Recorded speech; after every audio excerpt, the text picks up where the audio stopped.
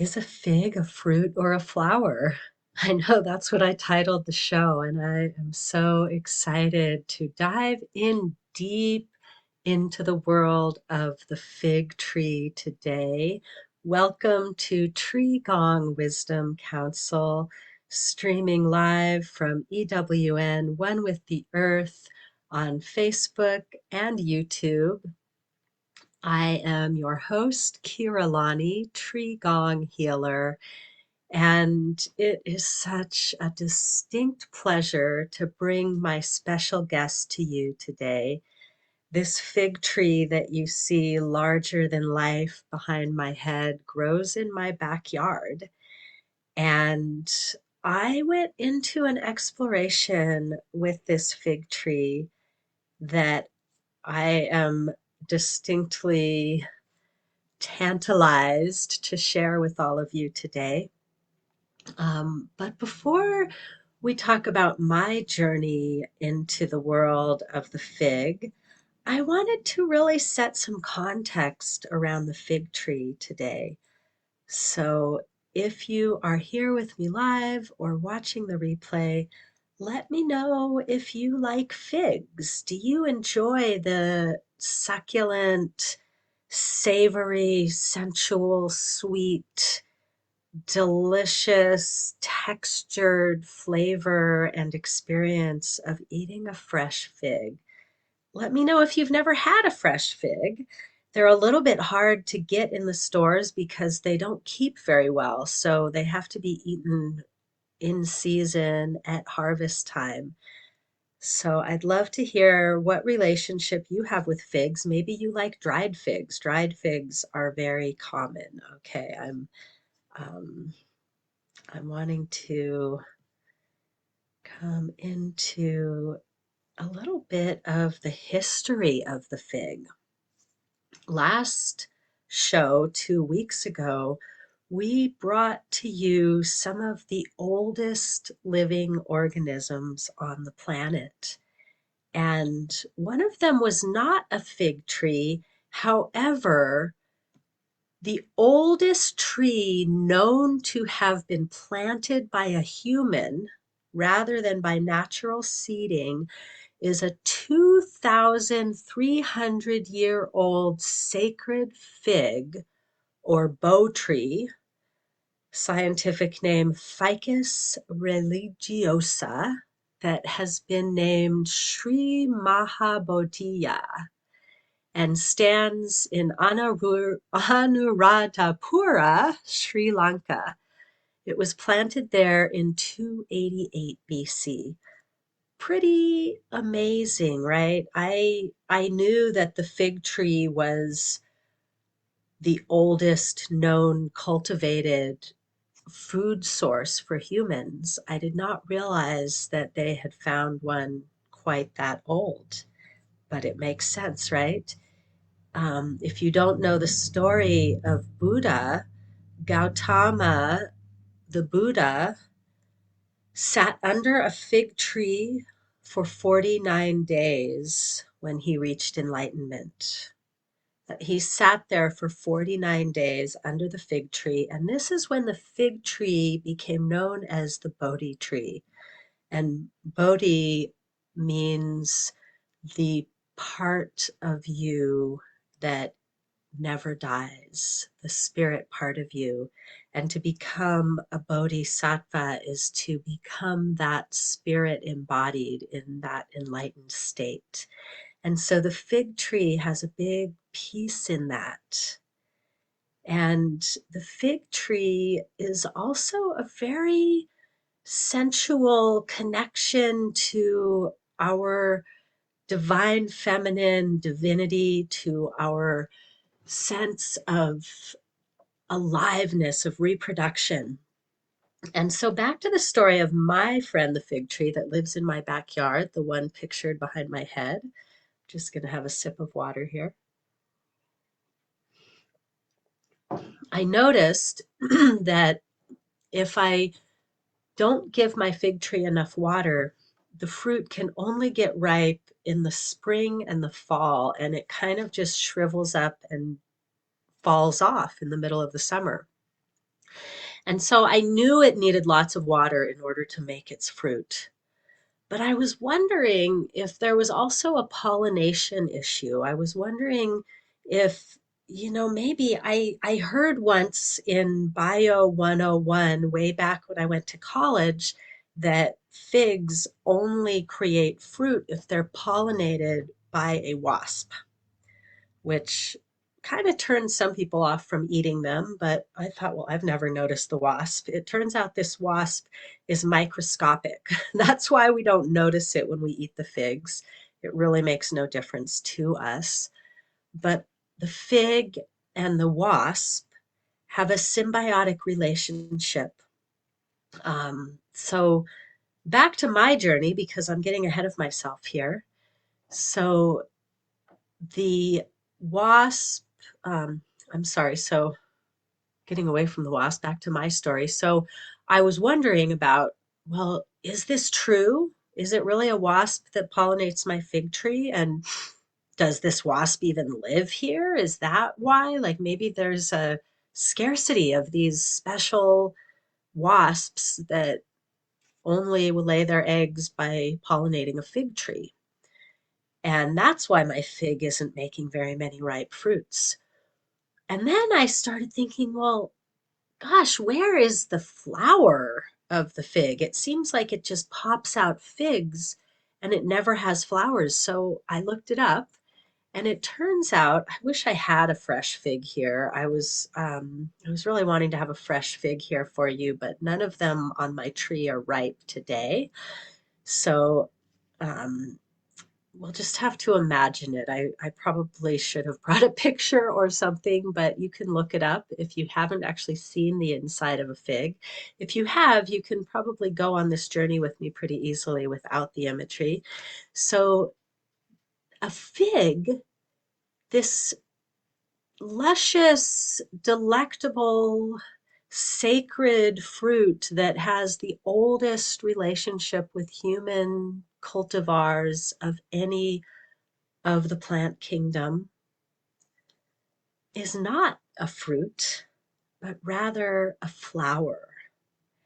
And it is a flower that turns its petals inside. So it's a compound flower like an aster or what's another compound flower? A compound flower means it has many little flowers. The fig has many little flowers that make up each big flower that looks on the outside like a smooth bulb. And you may have seen a similar structure after you pulled the petals off of some flowers. The first one that comes into my mind is a carnation. But many flowers have this bulb, right? And the petals are on the outside. But on the fig, the petals are on the inside, and the little teeny tiny microscopic wasp has to go into the tip of the fig in order to create its nest and lay eggs and have more little teeny tiny microscopic wasps. And so if you're a strict vegan, you may choose not to eat figs for danger of ingesting wasps. And if you're not a strict vegan, know that all insects are edible and could be the most sustainable protein source for humans should we become comfortable ingesting insects as our protein source. So fun facts about the fig. I wanted to start off our show today with fun facts about the fig. And then,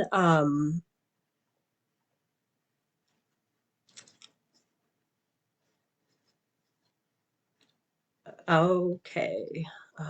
Sorry, I was just getting distracted because I thought I was missing something in the comment section.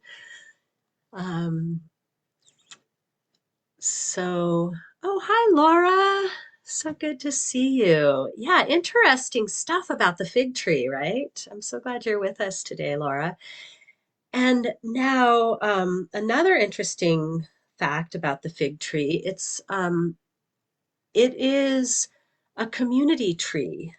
And we talked about this last week when we were talking about the oldest organisms on Earth, that some of the oldest trees, they send up new shoots all the time, and the old part is in the root system under the earth. And fig trees do this as well. And I brought a special guest with me today. My virtual background, you can kind of see it coming in and out with me.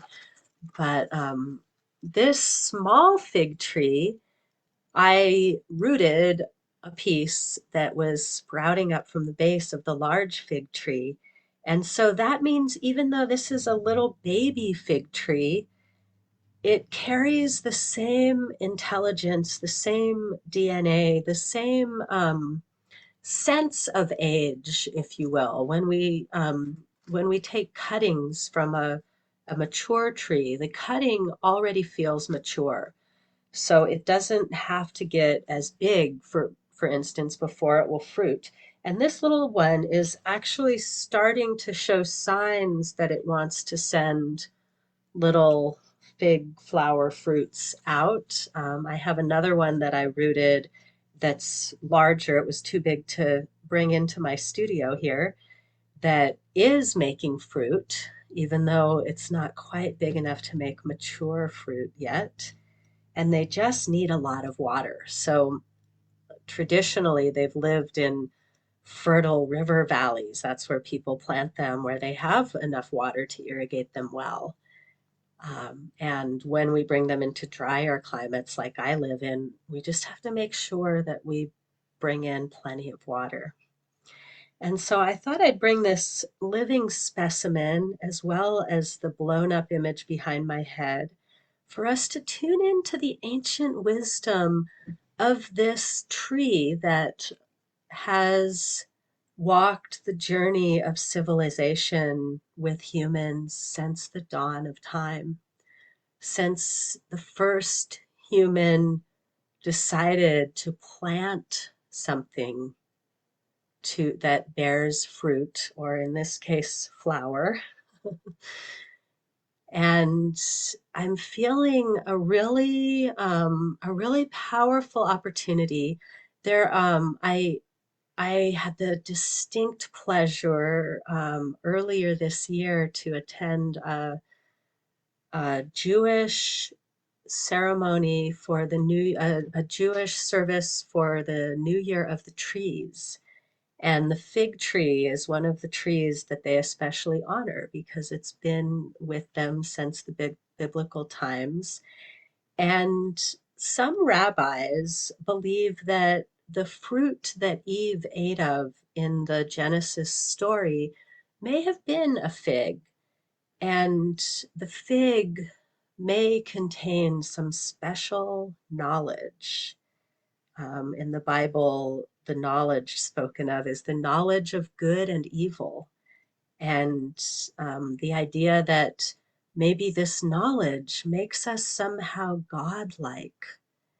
And so I'm going to invite you now to join me in connection with this specimen, this younger specimen, the tree that's pictured here.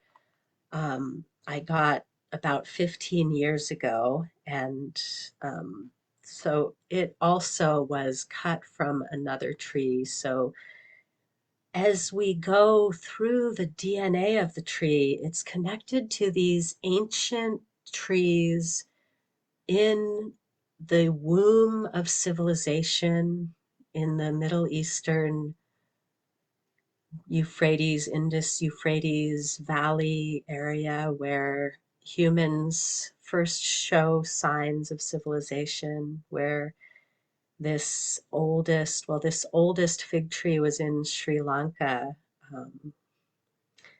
And all people have been walking with this genetic connection ever since. So I invite you into an experiential exploration with me of what is available to us when we drop into connection with this tree, with the mother and child who are really one being. So breathe with me and send your awareness deep into the roots of your being.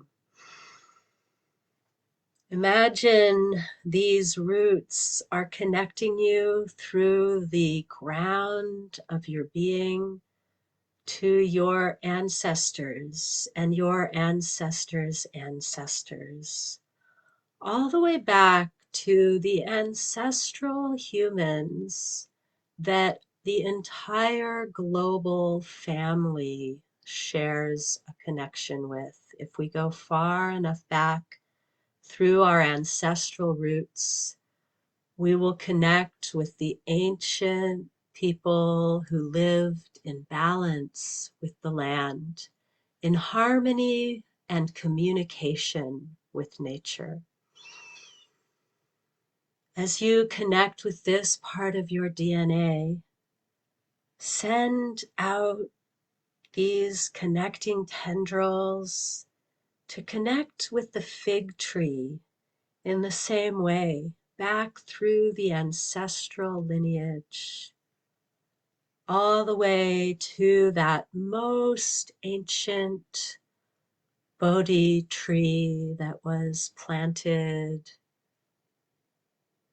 2,300 years ago, back to the tree that Gautama Buddha sat under for 49 days, back to the Garden of Eden, where the fig may have imparted knowledge to Adam and Eve and offered her glorious large leaves as clothing, which sounds a bit uncomfortable, to be quite honest.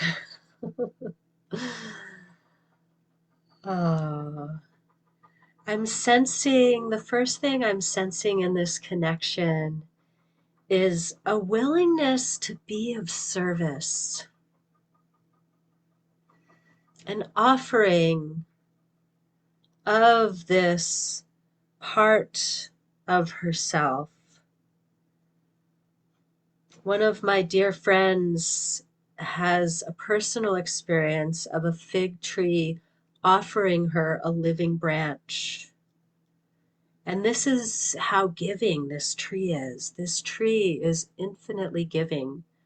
And what I'm hearing from the fig is this is because we know we are all one.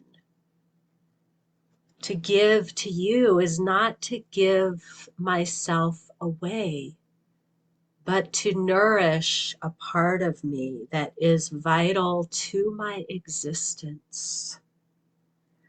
Fig is inviting you into this level of consciousness in the way that you view yourself and the world. Yourself as the individual is experiencing this unique and rare experience of being a human. And yourself as a whole being is not separate from the fig, is not separate from the other. And this is bringing in a deeper awareness of the way that we view immunity and protection of ourself from disharmony, dis-ease, dysfunction. Because when we look at ourself as a part of the whole, instead of a separate individual, then suddenly we see all of the sustenance that is available to us and really feel what we've been told, that everything we need is right here with us.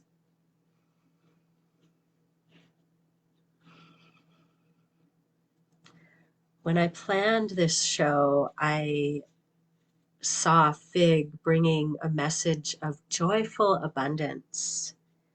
And that message is still coming through really strongly, but this deeper message underlying of how abundance is true because we are all enjoying it together.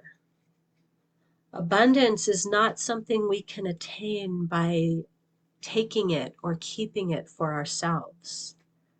Abundance is something that there is always more and more of, the more we give to others. Because in truth, there is no other. There is only the one, the unity.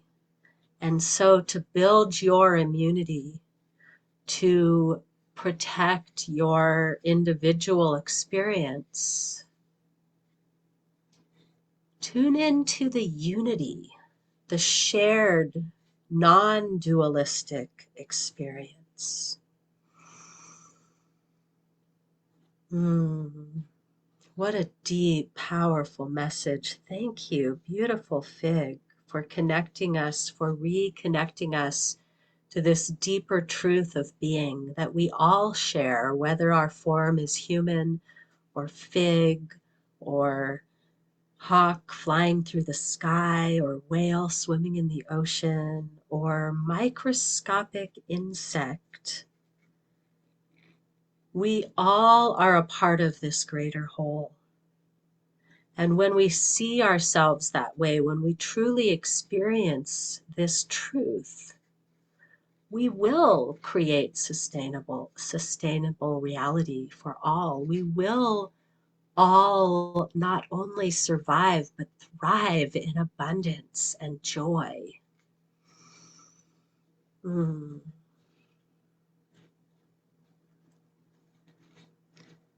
Thank you, Laura. I'm so glad that you were here to receive this message live. And I'm hearing a special message for you, dear soul, coming through from the fig tree, because right now the fig is looking at you through my eyes and seeing what a precious golden energy you bring. This is how she's showing you to me, as a golden being of light, an angel emanating. It's not gold like the metal gold, it's gold like honey, like sweetness just oozing from you. And gosh, if anyone knows about oozing sweetness, it would be the fig. And so the fig is really inviting you, Laura, and anyone who's listening. This is, if you are resonating with this message, it's also for you, but it's a special message for Laura to really taste the sweetness that you bring to life. Yes, the sweetness of life, the savor all the flavors of all the different manifestations of life, and then really taste that nectar. The nectar of the gods as it expresses through you is unique, precious, and rare. So when we really find this balance of dissolving into the one, and then truly, with all our senses, appreciating the unique flavor that our manifestation brings to that greater experience, this is when magic happens. Really feeling the magic that is channeling through this time that we're spending here together today. And so whether you're here with me live or on the replay, you are an amazing blessing to this planet. Keep shining your light. Keep drinking the nectar of the universe. Keep your eyes open wide to receive all of the beauty. And open your heart, even through times of sadness, of grief, and of pain, to experience the true joy of being and the beauty that you are. Thank you, Laura, for receiving that. It's so beautiful to have this opportunity to witness that. So we will be back next week here on EWN One with the Earth with an exploration of a portal practice to be announced.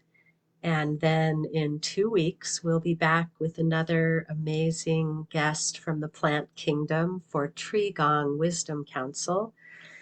I am your host, Keira Lani, Gong healer, and I am here on EWN One with the Earth, live on Facebook and YouTube every Wednesday at 2 p.m. Pacific, 5 p.m. Eastern Time. And be sure to catch all of the other amazing presenters on EWN One with the Earth and all of the Enlightened World Network channels. We, as this collective of healers and light workers, are here in service to you, that we all may rise together through these challenges of our times into a new age of peace, abundance, and joy for all sentient beings. Until next time, oh, and make sure you also follow me over on Keira Lani, Gong Healer on Facebook and YouTube, and Gong Healer on Instagram and Twitter. Tweet, tweet, tweet. All right, my dear ones, such a pleasure to be with you today and every time. Until we meet again, so much love. You deserve all the love, all the light, all the abundance in the universe.